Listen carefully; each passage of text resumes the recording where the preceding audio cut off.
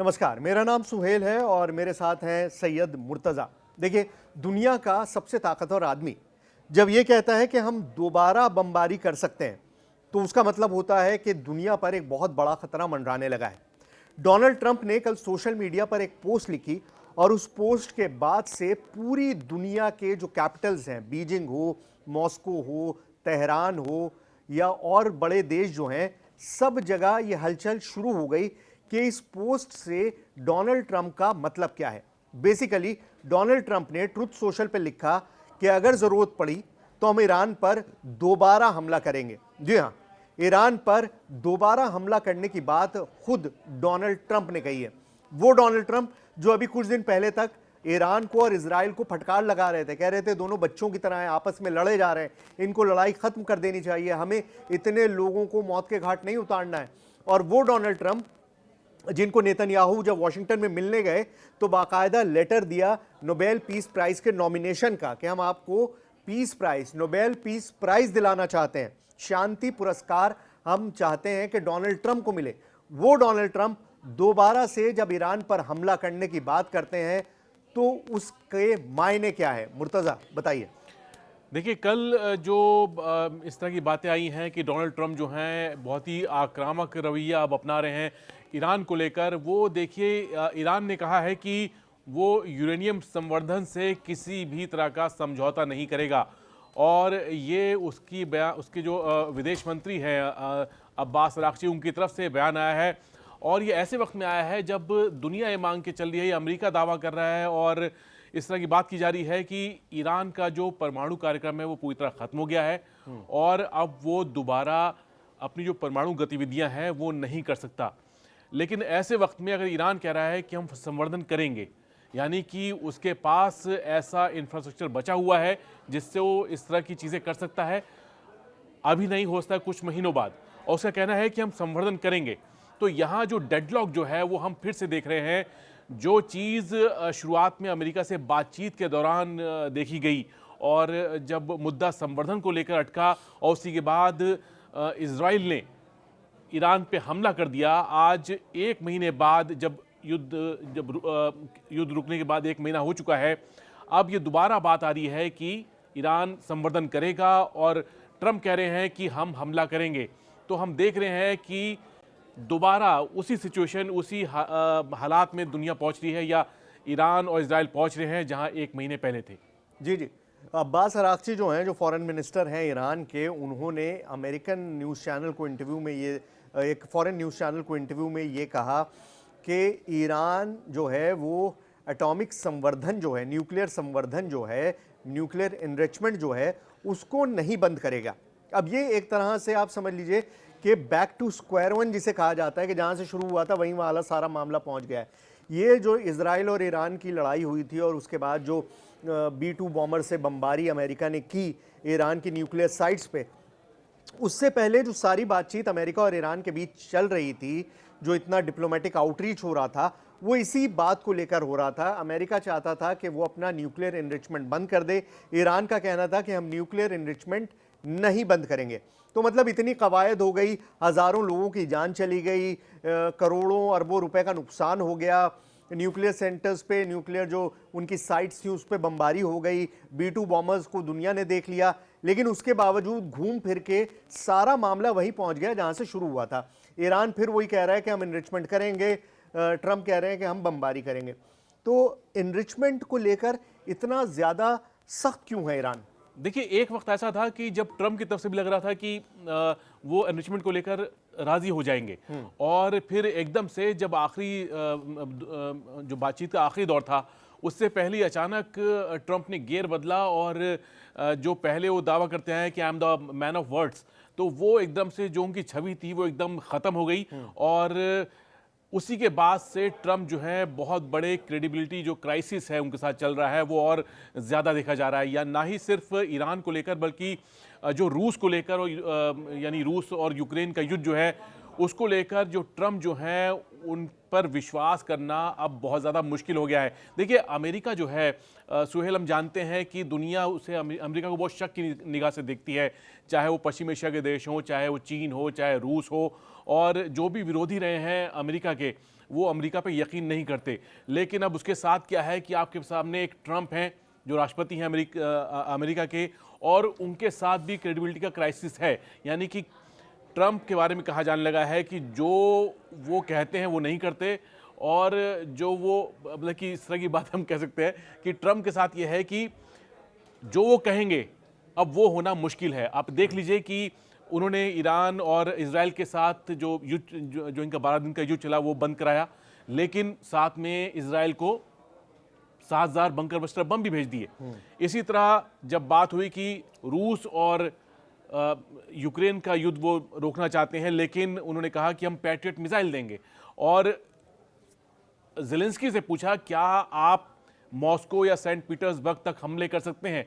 अब अमेरिका का राष्ट्रपति ये क्यों सवाल करेगा ज़ेलेंस्की से कि भाई वो लॉन्ग रेंज के दायरे में क्या वो रूस पर हमला कर सकते हैं। तो ट्रंप जो है वो इस पूरे दोनों वॉर जोन में एक ऐसे शख्स के रूप में सामने आए हैं जिनकी बातों पर यकीन नहीं किया जाता।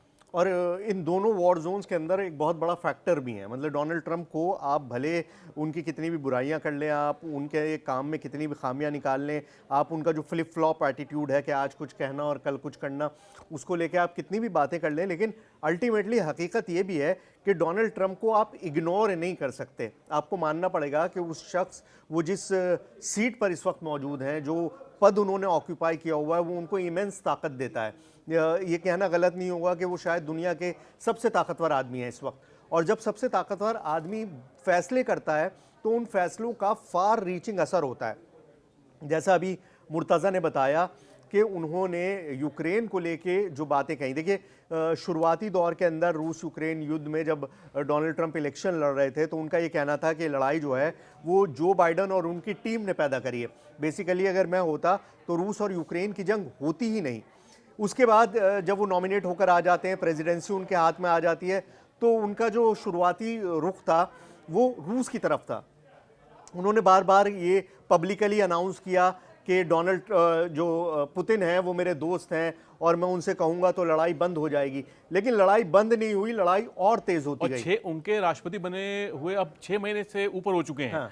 अब 6 महीने में उनकी परफॉर्मेंस जो है एक राष्ट्रपति होने के नाते, जिन्होंने कहा था कि जंग बंद कराएंगे, तो वो हम कहें तो शून्य है इस वक्त। ना ही वो यूक्रेन के मोर्चे पे कामयाब हुए हैं, और अब ईरान और इजराइल के बीच में जो हालात हैं वो फिर से गंभीर नजर आ रहे हैं, क्योंकि ना सिर्फ ईरान बल्कि अब इजराइल से भी इस तरह की बातें आ रही हैं कि भाई सीधा हमला कीजिए, इससे कम कुछ नहीं। हमने बात की थी कि इजराइल में जो विपक्ष के नेता हैं लिबरमैन, उन्होंने कहा था कि भाई ईरान एक घायल शहर है और ये पलटवार करेगा, और इससे बचने के लिए बहुत ज़रूरी है कि ईरान को फ़ौरन ख़त्म किया जाए, उस पर हमला किया जाए। अब ऐसी बात जो है ईरान से भी की जा रही है, मतलब तनाव जो है दोनों तरफ से है, और ऐसे तनाव में जो ट्रंप की जो देखा गया कि ट्रंप का असर जो है वो अब बहुत ज़्यादा ख़त्म होता नज़र आ रहा है। तनाव से ज़्यादा जो मुझे दिखाई दे रहा है वो एक ज़िद दिखाई दे रही है। एक ज़िद है ईरान का, जो पूरा डिप्लोमेटिक सर्कल है, जो एडमिनिस्ट्रेटिव उनका पूरा सर्कल है, वो कहीं ना कहीं ये मान के बैठा हुआ है कि हम न्यूक्लियर इनरिचमेंट की बात पे समझौता नहीं करेंगे, हम शांतिपूर्ण तरीके से जो काम करते आए हैं उसे करते रहेंगे। अब इतनी बमबारी के बाद B-2 बॉमर का जिस तरह से इस्तेमाल किया गया और कहा गया कि ऑब्लिटरेट कर दी गई हैं, मिटा दी गई हैं ज़मीन के नक्शे से न्यूक्लियर साइट्स ईरान की, उसके बावजूद भी ये बयान आना कि नहीं, हम इनरिचमेंट पर कोई समझौता नहीं करेंगे, न्यूक्लियर इनरिचमेंट जारी रहेगा। इनफैक्ट उन्होंने यहाँ तक कहा कि आपने हमारी बिल्डिंग्स गिरा दी हैं, आपने हमारी साइट्स तबाह कर दी हैं, लेकिन हमारे पास जो प्रौद्योगिकी है, जो टेक्नोलॉजी है, जो साइंटिस्ट हैं, वो मौजूद हैं। आप कितनी बार उसको गिराएंगे, हम उसको दोबारा बना लेंगे। तो कहीं ना कहीं एक क्लियर स्ट्रैटेजी दिखाई दे रही है।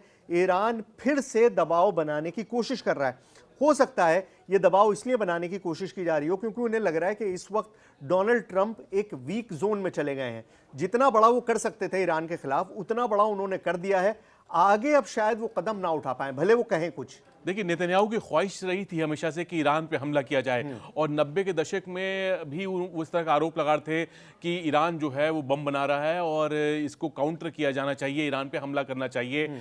यानी कि इसको हम कहेंगे 3 दशक हो गए हैं, 3 दशक से वो ईरान पर हमले की बात कर रहे थे। अब ये मौका 2025 में उनको मिला कि आखिरकार ईरान पे हमला हुआ। जबकि आप ईरान का इतिहास देखें तो जब 80 के दशक में इराक से जब जंग हुई थी, अब उसको लेकर मैं आपको 2016 में जब मैं ईरान गया था और मैं मैदान आज़ादी, जो आज़ादी स्क्वायर है, वहाँ पर मैं घूम रहा था, तो वहाँ पे मेरी ईरान के 2 यूनिवर्सिटी स्टूडेंट से बात हुई थी और उन्होंने मुझसे ये कहा था कि देखिए 2016 की बात है कि उन्होंने कहा कि देखिए हमारे पश्चिम में युद्ध चल रहा है, यानी इराक जो है वो अनस्टेबल था, हमारे पूर्व में युद्ध चल रहा है और हमारे दक्षिण में भी हालात ठीक नहीं है, उत्तर में भी चीज़ें ठीक नहीं है, लेकिन इन सब के बावजूद जो है ईरान जो है वो उसने खुद को किसी भी तरह सेफ किया हुआ है। युद्ध जो है उसके बाउंड्री के अंदर, उसके सीमा के अंदर नहीं है। लेकिन ये चीज़ें जो है 9 साल में बदल गई और पहले हमने इराक देखा, अफगानिस्तान देखा, सीरिया देखा और उसके बाद अब जो बारी आई मतलब कि फ़िलिस्तीन और लेबनान के बाद वो ईरान की आई, तो ईरान पे हमला हुआ है। तो ये एक बहुत बड़ी अपॉर्चुनिटी नेतन्याहू के लिए मानी गई कि नेतन्याहू ने अपने कार्यकाल में ईरान पर हमला किया, तो ये एक बहुत बड़ा मौका था इजराइल के लिए। लेकिन ये देखिए कि जब युद्ध हुआ तो 12 दिन में ख़त्म हुआ, मतलब कि अभी टला है और ये ऐसे वक्त टला है जब नेतन्याहू को भी डोनाल्ड ट्रंप से कहना पड़ा कि आप बीच में आइए और कुछ कराइए। लेकिन नेतन्याहू का शुरू से मकसद ये रहा था कि वो ये जो ऑक्टोपस है, उनका ये मानना था कि ईरान जो है वो ऑक्टोपस का हेड है और ये बाकी सारी उसकी आर्म्स हैं, भले सीरिया हो, लेबनान हो, यमन हो, गज़ा हो, हमास जो है, तो ये सब उनकी आर्म्स हैं और उनका हमेशा ये मानना था कि हम भले इनकी आर्म्स को काटते रहें, मतलब हम यमन में हूतीस को ख़त्म कर दें या गज़ा में हमास को ख़त्म कर दें, लेकिन अगर ऑक्टोपस का सर बरकरार रहेगा, ईरान अगर बरकरार रहेगा, तो वापस उसी तरह से टेंटिकल्स दोबारा फैलते जाएंगे। लेकिन यहाँ पर जो एक बड़ा सवाल उठ रहा है वो ईरान की लीडरशिप को लेकर उठ रहा है। अब्बास अराक्ची के बयान के बाद से दुनिया भर में लोग ये पूछने लगे हैं कि आखिर इतनी हार्डलाइन ईरानियन लीडरशिप क्यों ले रहा है, इतने बड़े ख़तरे से जूझने के बावजूद, जहाँ पर उनकी टॉप लीडरशिप के जो आर्मी की लीडरशिप थी उसको ख़त्म कर दिया गया। खुद खामनेई पर ख़तरा मंडरा रहा था कि उनका असैसिनेशन कर दिया जाएगा। जो प्रेसिडेंट हैं पेजेश्कियान, उनके ऊपर असैसिनेशन अटेम्प्ट किया गया। मुझे बताइए, अगर ऐसा हो जाता है, असैसिनेशन हो जाता है, या जैसे उम्र भी बहुत ज़्यादा है जो अली खामनेई हैं, उनके बाद क्या कोई उत्तराधिकारी है और क्या वो उत्तराधिकारी भी उतनी ही हार्ड लाइन लेगा जितनी इन लोगों ने ली हुई है? देखिए, ईरान की जो बुनियाद है हम देखें तो जो ईरान का जो थ्रेट परसेप्शन है वो इजराइल को और अमेरिका को अपना दुश्मन नंबर 1 मानता है और शुरू से ही वहाँ के जितने नेता हैं उनकी तरफ से जो बयान आते हैं वो अमेरिका और इजराइल के खिलाफ आते रहे हैं। इस पर मैं एक बात कहूँगा कि डेथ टू अमेरिका पर भी अब्बास अराक्ची ने सफाई दी उसी इंटरव्यू में। उन्होंने ये कहा कि जो हम लोग नारा लगाते हैं डेथ टू अमेरिका, उसका मतलब अमेरिकी जनता से नहीं है, अमेरिकी कैपिटलिज्म जो है उसको हम खत्म करना चाहते हैं। जो विस्तारवादी नीति है, एक्सपेंशनलिज्म जो है अमेरिका का, उसको खत्म करना हमारा मकसद है। हमारी दुश्मनी अमेरिकी जनता से नहीं है। तो कहीं ना कहीं ये प्रोजेक्शन भी देने की कोशिश की अब्बास अराक्ची ने कि ईरान की दुश्मनी अमेरिकन जनता से नहीं है। हाँ, लेकिन दूसरा पॉइंट आपने कहा कि भाई लीडरशिप का क्राइसिस है। अब हमने देखा कि भाई 13 तारीख को अटैक होता है ईरान के ऊपर, तमाम मिलिट्री लीडरशिप जो है, चाहे हुसैन सलामी हो, चाहे वो बाकी लीडरशिप हो, IRGC की लीडरशिप हो, वो सब खत्म कर दी जाती है। करीब करीब 19 जो उनके कमांडर हैं, बड़े वैज्ञानिक जो हैं, वो 13 जून को ही मार दिए जाते हैं। लेकिन क्या होता है कि 13 जून की रात को ईरान जो है अटैक करता है तल अवीव के ऊपर, तो विद इन आवर्स जो है वो जो पोजीशंस थी वो भर दी गई और ईरान की जो मिलिट्री लीडरशिप है वो उसी तरह देखी गई जिस तरह वो 12 जून को होती या 12 जून को थी। तो वहां पे लीडरशिप क्राइसिस की बात करते हैं कि भाई खामनी अभी है, खामनी के बाद कौन? तो वहां पर जो पूरा सिस्टम जो है, चाहे वो गार्डन काउंसिल हो, चाहे वो बाकी लोग हों, उनके बीच से ही कोई ना कोई नेता ऐसा आएगा जो खामनेई की जगह लेगा। वो हो सकता है वो ये फैसला बहुत जल्द हो, क्योंकि खामनेई जो हैं उनकी उम्र काफ़ी हो चुकी है और पिछले 1-2 साल में उनका जो नया सक्सेसर कौन होगा इस पे बात पहले से ही चल रही है। लेकिन ईरान जाहिर है कि इस बात को अभी आउट नहीं करेगा, क्योंकि ये उनकी देश का एक तरह से बहुत ही सीक्रेट मसला भी है, क्योंकि लीडरशिप को ख़तरा हमेशा रहेगा, क्योंकि इज़राइल हमला कर चुका है और उसने बता दिया है कि चाहे खामनेई हो या कोई और भी हो, वो उनके टारगेट पे रह सकते हैं। देखिए, ईरानियन लीडरशिप की तो हमने बात कर ली, लेकिन अगर इजराइल की हम बात करें तो वहाँ पर नेतन्याहू जो हैं वो भी, जिसे कहा जाता है कि स्टिकी विकेट पर हैं, वो भी अब उतनी स्मूथ सेलिंग नहीं कर रहे हैं, क्योंकि जैसे ही उन पर इंटरनल दबाव बनने लगता है उनके खिलाफ, जो वहाँ की विपक्षी पार्टियां हैं या उनके अपने ही सरकार के लोग जो हैं वो सवाल उठाना शुरू करते हैं, तो वो एक नई जगह पर बम गिराना शुरू कर देते हैं। लेकिन अब उनकी जो ये टैक्टिक है, ये भी वहाँ जो इंटरनली खलने लगी है लोगों को। उनका कहना है कि भाई आप क्यों इतनी बमबारी, और हर तरफ इससे हासिल क्या हो रहा है, हमारे पास डे आफ्टर का प्लान क्या है। मतलब गजा में हम जो पिछले साल भर से भी ज़्यादा वक्त से हम लड़ रहे हैं, इसके बाद का प्लान क्या है, डे आफ्टर का प्लान क्या है, हम रुकेंगे कहाँ, और अगर रुकने के बाद गजा में होगा क्या, हम उसे कंट्रोल करेंगे। क्योंकि वहाँ की आर्मी नहीं चाहती कि वो बहुत दिन तक गजा में टिके। इनफैक्ट कल भी एक फौजी की डेथ हुई है। वहाँ पे लगातार फौजियों की मौत हो रही है और जो कुछ खबरें हैं वो बाहर नहीं आ पाती हैं। उनको बताया जाता है कि भाई चाहे वो आत्महत्या से मौत हुई है या फिर किसी लैंडमाइन ब्लास्ट से हो गया है, लेकिन असल में क्या है कि गाज़ा का एक बहुत छोटा इलाका जो है वहाँ पर आबादी है, और उस आबादी एक जगह है देर अल बला। अब वहाँ पर क्या है कि इजराइल की सेना ने ऑपरेशन चलाया हुआ है और उसे उम्मीद है कि जो बचे हुए 20 या 23 बंधक हैं वो वहाँ पर हो सकते हैं। लेकिन अब इस ऑपरेशन को लेकर इजराइल में काफ़ी आवाज़ उठ रही है, क्योंकि उनको लग रहा है कि इजराइल अगर वहाँ पे ऑपरेशन करता है तो उन लोगों की जान को खतरा हो सकता है। और वहाँ पर अगर इस ऑपरेशन में अगर इजराइल के सेना के अंदर कैजुअलिटीज़ हुई तो ये नेतन्याहू के लिए मुश्किल हो सकती है, क्योंकि हमने देखा है कि खान यूनिस हो या फिर उत्तर में जो बैत हनून वगैरह जैसे इलाके हैं, वहाँ पर कई ऐसे अटैक हुए हैं जिसमें इजराइल की जो यहूदा ब्रिगेड जो है उससे काफ़ी सैनिकों की मौत हुई है। और ये वहाँ पर जो इजराइल के अंदर इसे लेकर काफ़ी प्रदर्शन हो रहा है, क्योंकि जो बंधक जो हैं वो अभी तक वापस नहीं आए हैं, और लोगों का कहना है कि अब जो है हमास क्या कर रहा है कि इन सैनिकों पर का अपहरण करने की कोशिश कर रहा है ऑपरेशन के दौरान।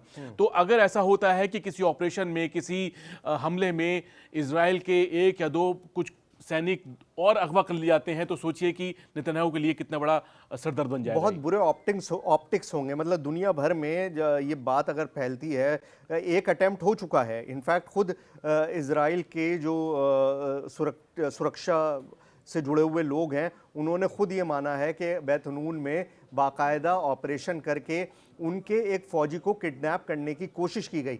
अगर ये अगवा में हमास कामयाब हो जाता है तो ये इजराइल के लिए बहुत बुरा ऑप्टिक्स होगा। लेकिन इस वक्त जो सबसे बुरा ऑप्टिक इजराइल के लिए है वो खुद गज़ा है। आप समझिए गज़ा के हालात जो हैं, वो तस्वीरें अगर आप देख लेंगे तो आपका मन विचलित हो जाएगा। इस वक्त गज़ा की पूरी आबादी जो है वो सिर्फ 12% इलाके के अंदर है। 88% एरिया ऐसा है जो खाली करा दिया गया है, जहाँ पर इजरायली फ़ौज का कब्ज़ा है। पूरी की पूरी आबादी एक बहुत छोटी सी जगह में है, खाने को नहीं है, पीने को नहीं है, और लगातार उस छोटे से एरिया में हमले हो रहे हैं। तो ये दुनिया भर में इसको लेकर रेपरकशंस बन रहे हैं, और इंटरनेशनली भी दबाव जो है वो नेतन्याहू पर बढ़ता जा रहा है। अब सिर्फ देखना ये है कि नेतन्याहू इस दबाव में बकल इन करेंगे या नहीं, क्योंकि पिछले 1.5-2 साल से उन्होंने दिखाया कि उन पर दबाव का असर नहीं पड़ता है।